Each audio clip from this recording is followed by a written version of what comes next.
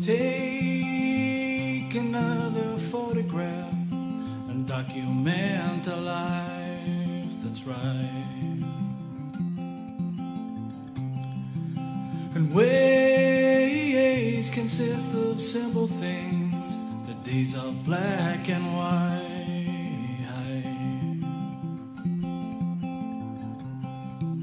And faces from a humble past at one. Hello, you 52 tinfoil hat wearing lunatics, and welcome back yet again to Talkin Guff with me, Ruben Django Pouch. I just wanted to touch before we get into the podcast today. Obviously, this is the podcast, but just to touch on I saw a thing there with a guy on Joe Rogan talking, and we're gonna have to talk about this. And for fuck's sake, hello. Yeah, I just wanted to talk about. There was a guy on Joe Rogan, and we'll have to talk about this in the next episode or two potentially. And he was talking about how the vaccine passport infrastructure was rolled out. The reason the vaccine passports are rolled out. Now, this might be total lunacy, I don't know, but it was interesting. He said the reason that the vaccine passports are rolled out was to actually roll out the infrastructure required. You know, that was required because they would then transpose that onto completely digitized central banking system where you would have to be part of the system in order to use money, and that, or somewhere along the line potentially, if the government decided that what you want to spend your money on wasn't appropriate, that you wouldn't be allowed to spend your money on that. It wouldn't be allocated for those services, goods that you're thinking of spending your own hard-earned money on. And that sounds terrifying and totally crazy. Just be like, that guy's crazy. That's a conspiracy theory. And then you look at the thing in Canada, and that's actually exactly what Justin Trudeau did under some sort of anti-terror facade, because the Freedom Convoy were apparently terrorists. He enacted emergency powers, which allowed him to which allowed him to do many things. Well, one of the things that allowed him to do was literally freeze the bank accounts of people who had donated money to the Freedom Convoy, aka the terrorists, the Freedom Terrorists. And so that's actually pretty wild when you look at it like that. You're like, oh, he did that. So maybe one day, if you are a person like who manufactures the scent like me, they just turn around and go, Ruben, you're not allowed to spend your money on ABC. You can't go to XYZ. That's insane, no? And surely something we would want to be careful about. Look, we said in the last episode the last episode was about the escalating situation in the Ukraine and Russia, and definitely the theme of that was that as nefarious or potentially nefarious as Russia are, that maybe the other players on the international stage were just as nefarious and pushing a war in order to meet their own neo-capitalist ends, basically, and to feed the industrial military complex. And then, obviously, on the eve of me releasing that episode of the podcast, the 24th of February, I believe, Russia did in fact invade Ukraine, and it sort of maybe threw into disrepute some of the points being made in that podcast. And I said at the time, and I'm saying it again now, we come back to it and have a look some few days later to see, compare maybe and contrast what was the situation. So let's just have a quick sort of recap of what happened. Around the 20th of February, Putin recognized two newly formed People's Republic in the Donbass region of Ukraine. One was Donetsk and one was another name that escapes me at the moment, and I apologize. But basically these two areas or regions declared themselves, it's quite clever actually, independent People's republics. Putin recognized those independent republics and sent military aid basically into the Donbass region to help these newly formed People's Republics. So very tricky stuff, huh? Then 4 days later, Putin announced a special military operation. He said he was going to denazify and demilitarize the Ukraine, which was also actually, politically speaking, sort of clever, and we'll get into why in a moment. But then obviously there was a large scale invasion of Ukraine, the likes of which we haven't seen since World War II. He made that announcement, and I believe within minutes there was bombs being dropped all over Ukraine, including Kiev. And then within hours of that, troops had crossed into Ukraine and are, I believe, on their way to Kiev. So that's a really bad situation, obviously, on an international level, but more importantly, maybe for the people, the normal, everyday people of Ukraine, you know? And, like, it was pretty heavy. We saw, like, I saw definitely a tank driving over a car, and then after it had driven over, we saw footage of some old lad. He looked like he was born again. It's fucking heavy, like, really, when you think about it. He'd been driven over by a tank his whole car, and he survived, but then you hear, oh, he survived, but for how long, to what end, you know? So it's awful stuff, and really, obviously, something that we should condemn. I agree 100%, or that's my opinion on it, should I say. I saw a guy who reports for Vice World News, and he was talking about the situation, and he was on the day that Biden had said Russia would invade Ukraine. He was making a video saying, look, sure, there's nothing happening here. And he was sort of, that was one of the things that made me think that the US might be pushing this situation. And then he posted a video after this large-scale invasion, and he was like, he looked shook. He said he couldn't believe it, that this had actually happened. And like I said, there's, I believe there are Russian troops making their way towards Ukraine. And I also know that there are, like, normal everyday people, journalists and everything, literally picking up arms, AK-47s and short stock AK-74s, and are waiting to potentially go at it, which is mad to think, isn't it? In the aftermath or the wake of that, what we've just discussed, and that's still happening, Putin said, and this was pretty fucking ominous shit, he said, those who would try to stop us and further create threats to our country and people should know that Russia's response would be immediate and bring consequences never faced in your history. So that's pretty heavy stuff, and again, that's sort of in contrast or disreputes some of the things or the ideas maybe that I was having even in the last podcast. And then Biden, obviously, in the aftermath, made a statement as well. It, you know, there was few and far between, to be honest with you, but one of the main points is he said Putin chose this war. He is the aggressor, and now he and his country will bear the consequences. And so, I mean, that's pretty heavy stuff, isn't it? I don't like to hear international superpowers talking that way, because it makes you think, fuckers, they're going to have a hardcore, mad, big war that would be catastrophic on multiple levels across the world. And I hope not. And I suppose the immediate, cause that's a fallout that we don't know about yet. It's not happened, obviously, but the fallout, obviously, that is happening right now is that people are dying, you know, innocent people, and they're dying from the conflict, and there is war crimes being perpetrated, and it seems on both sides against innocent people. And that's one of the, you know, war is one thing, but the sort of breakdown of society and the emotive nature of it is so awful. It's so insidious, potentially.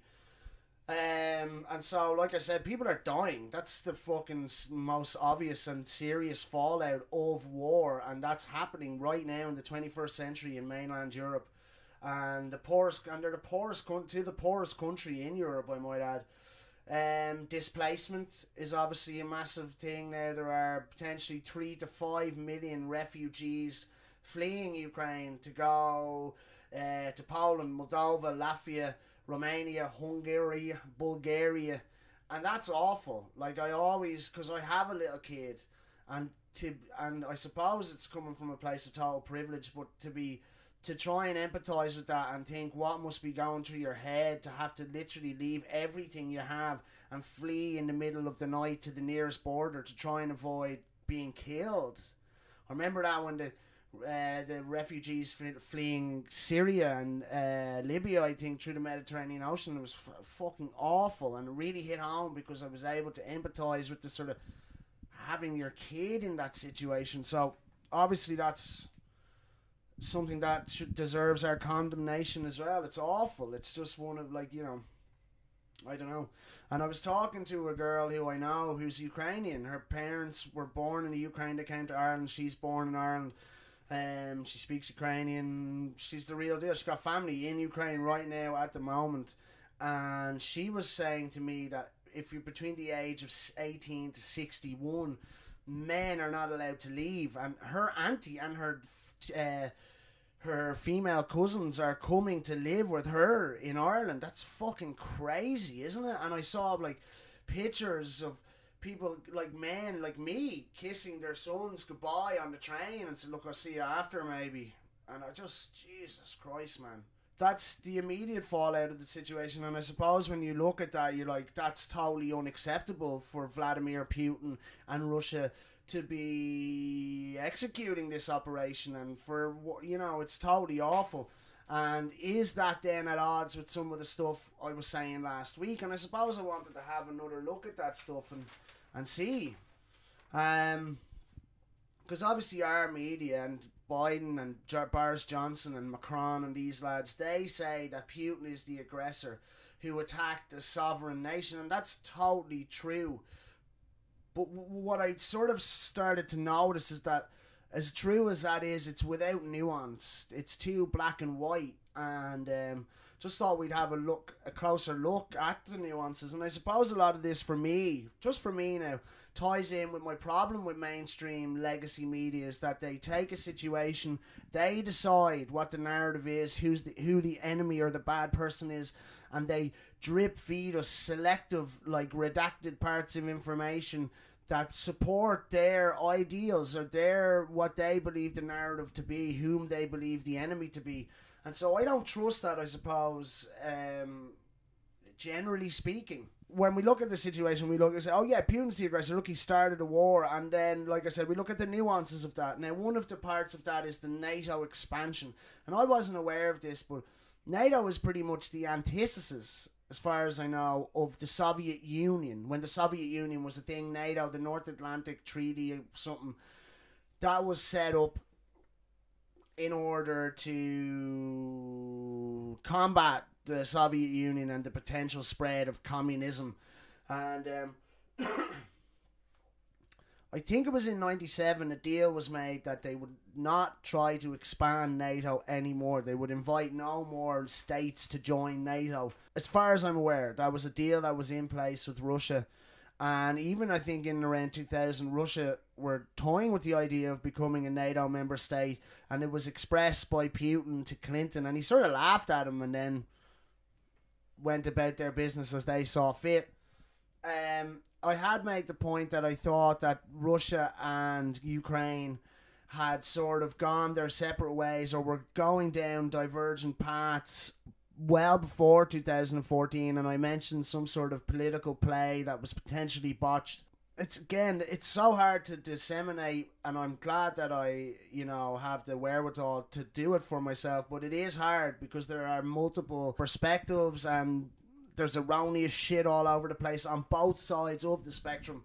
But I suppose then I did read a thing that said there was a deal, a European Union deal with the Ukraine, as far as I'm aware, and the Ukraine pulled out of it at the last minute and signed some sort of trade and political deal with Russia, at which point there was, I believe it was effectively a coup, and it was US backed, the Maidan coup, and that sought to overthrow the current government, the people who had signed the Russia deal, and at that point Putin went in and took Crimea back. There were 7 million Russians there at the time, and separatist fighting broke out, as we discussed in the last episode, across the board since that time, 2014. So we've got the NATO expansion, we've got a US backed coup, we've also got billions, like literally billions of dollars or euros worth of military hardware, military aid being pumped into Ukraine since 2014, and that surely would only go to further agitate the situation. And so when you hear a few things like that, you're thinking, yeah, there's just a couple of dogs in this fight, all right, and then I suppose like I said, the US, Biden, NATO would argue that Putin won't budge, and all diplomatic routes are exhausted with Putin, and he would say potentially that he has been trying diplomatic routes that suit him the whole time. So it's a total clusterfuck, but it's obvious like that by their actions that they're nefarious bunches of centralized power and wealth that we really shouldn't tolerate any longer. I also thought that another interesting thing is that, And this is a sort of fact, and it's a bit weird, like, when you hear it. It's almost like this Arkan in the Serbian wars, like, where they were just like, here, see that fucking gang of football hooligans you have? Now you are a militia. Here's weapons. Go and fucking do what you want. And there's a group, and it was born out of the coup, I believe, in 2014, called Azov. And they're neo-Nazis. They're a fucking alt-right-wing lunatics, I believe. And they have even their... Because there was footage, we saw it, of civilians being trained in the Ukraine. Like, there was a picture of an old woman. I had said previously it looked a bit photo-oppy. If you look closely, the people training those civilians have these little badges, the Azov badge on their arm. And it's actually like a...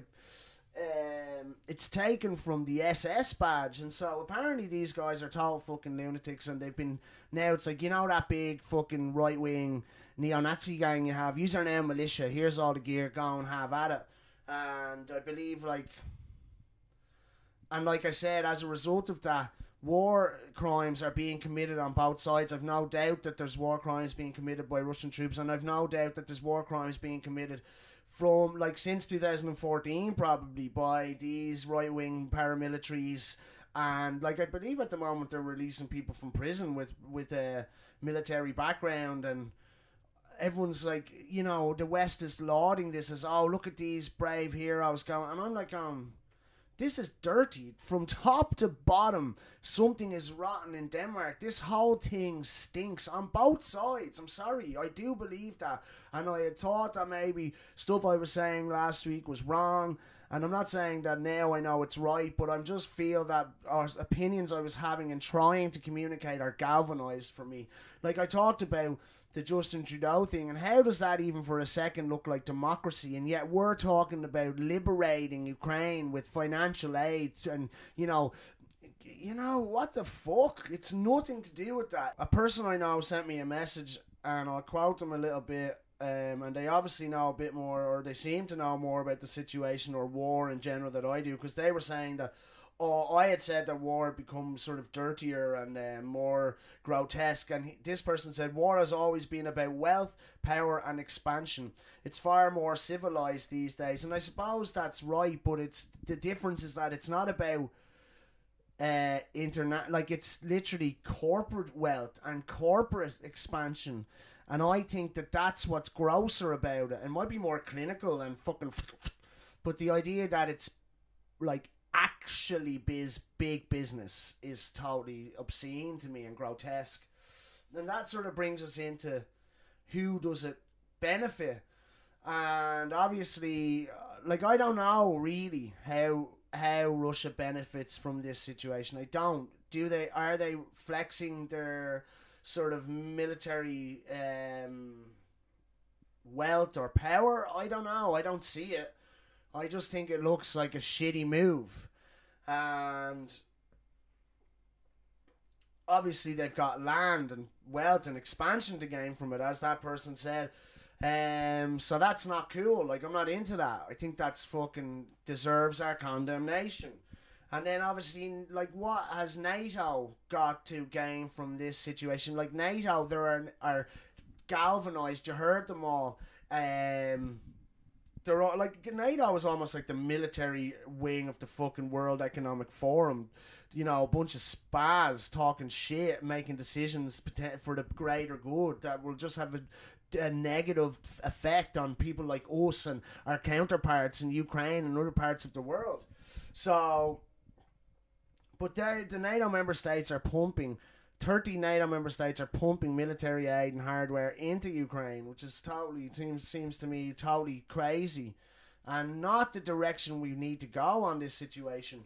And obviously the likes of Lockheed Martin and Raytheon, who are openly communicating to their shareholders that this is good for business, obviously they're benefiting in a big way from this situation. And then politicians like Leo Varadkar, when he speaks out, and Simon Coveney, this isn't good enough, we're against that sort of stuff. You know, Russia and their war that they've waged, they're doing that for political capital, and the same with Boris Johnson and Joe Biden. And it's all just part of the facade of this horrible, like I said before, theatre of pain and misery and death and destruction. It's bullshit. And then, like, more people who are benefiting from this situation are the media, because they will sell more papers. They will get more clicks with these sort of sensationalist articles. And again, I'm not saying that every article and every piece of media that's published around this situation is bullshit and they're out for themselves, but I think we know that the big players of mainstream media, they have an agenda, and this is no different. They are going to benefit massively from this situation, is the point I'm trying to make. War is always good for business, or it's always good for media. And I suppose then it would be interesting to say, who doesn't it benefit? I mean, obviously it's not going to benefit the people of Ukraine who are potentially being killed. Obviously it's not going to benefit any... And this might sound actually a bit cold, but like there's... that military aid and all that the 30 NATO member states are pumping into that situation, you're paying for that. I'm paying for that. So obviously on a fiscal revenue, from a fiscal or revenue perspective, that's not benefiting us. And it's done, like, so you have to pay just to line the pockets of wealthy arms manufacturers via death and destruction of innocent people. Like this, if it gets worse and worse, stuff is going to start costing you more. Just general shit. Food, gas, oil. Like, you know, this, in those ways, the working classes will bear the brunt of this entirely. And also, then, like, I know, in fact, you know, that sounds a bit sort of cold, and I'm talking about my own money rather than the people of Ukraine, but I'm not. The people of Ukraine trumps that situation, but I'm just trying to make it relevant to you here. And guess what? If it turns into fucking World War III, it's going to become relevant in a big way to everyone. And we're all going to be running around trying to fucking stockpile food or flee to borders or all of this fucking nasty, miserable, horrible shit. I feel like my opinion hasn't changed too much since the last episode of the podcast. Obviously, I think Putin's a scumbag and a lunatic. He looks a bit like, actually... Benny the Jet, the bad guy. He's a martial arts expert from the 80s, and he's the bad guy in Grosse Point Blank, which is a great film with a great soundtrack. But Putin, he's got that sort of, his eyes are too close together, sort of psycho look on him. But just as equally, I think Boris Johnson, Tony, or fucking Joe Biden, and the other heads of NATO member states, they're scumbags, they're lunatics. Should they make all the weapons in the world? They profiteer the most off all of the war and death in the world. You know, let's not kid ourselves.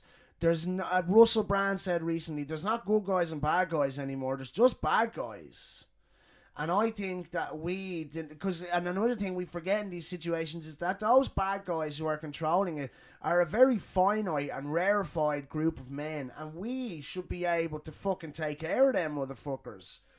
I said it a couple of times, I'll say it again. I'm looking for the condemnation of all violence, all war. I think it's unacceptable to play fucking patriot games around the world with other people's ideals or culture or anything. And I think if we took a closer look at the wars we think are okay and the wars we think are not okay, and the perpetrators of war that we think are okay and the perpetrators of war that we think are not okay, if we had a proper look at all those parameters, I think we'd agree, or we'd figure out quite quickly, it's all the same. It's all the same. I think in whatever country you're in, and I won't fool myself, you're probably just in Ireland if you're even watching at all, but whatever country you're in, whoever your local representative is, I think you should talk to them and say, we will not support military action, aid, relief of any kind. We, the people, think war should be gone and done forever. Like Stephen Crowder, who's a lunatic, a right-wing lunatic, but I like to look at some of that stuff every once in a while, because that's how you form opinions. I can look at him and with my own wherewithal and common sense and go, he's talking madness. And he was saying, now do you understand why we need nuclear arms, nuclear weapons? That Ukraine gave up their nuclear weapons and now they've been invaded by Russia, and the implication there is that if we give up our nuclear weapons, Russia will invade us. And it's just like, no man, you've got that ass about face. There needs to be no nuclear weapons. There needs to be a drastic rethink about military practices throughout the world, you know? And like I said, if you contact your local representative, if you want to communicate to someone in charge, I think it should be like, not on our behalf. No longer will you wage war and create money for the industrial military complex on our behalf or on the behalf of democracy, which we don't even have ourselves. The great shining light of the Western world's a fucking fugazi. And so that's it, really, I suppose. I think everyone involved is a fucking potentially a lunatic. I'm not into people killing each other. I think in the 21st century we need to have a fucking good, long, hard look at ourselves, and that's it. And I'm trying my best to love myself. I hope you're loving yourself. Peace and love. And anyone who is affected negatively by the situation in Ukraine and Russia, my thoughts and prayers are with you, and I hope you and yours are okay. Take another photograph and document a life that's right. And ways consist of simple things, the days of black and white.